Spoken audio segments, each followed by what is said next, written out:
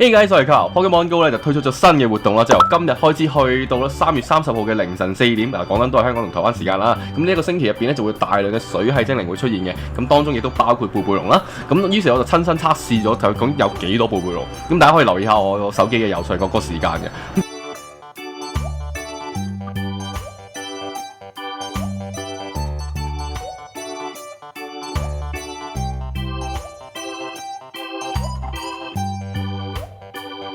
結果咧，我就喺1個鐘頭之內就已經遇到4隻咁多啦。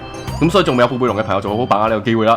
咁另外遊戲咧仲推出咗黃金版嘅鯉魚王喎，咁進化上亦都可以得到黃金版嘅鯉魚龍㗎。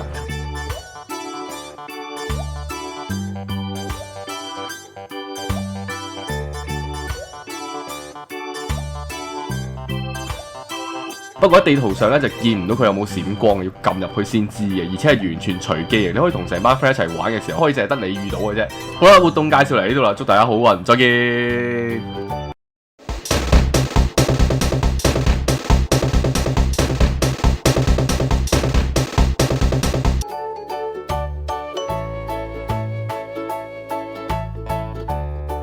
個鯉魚王帽真係好正。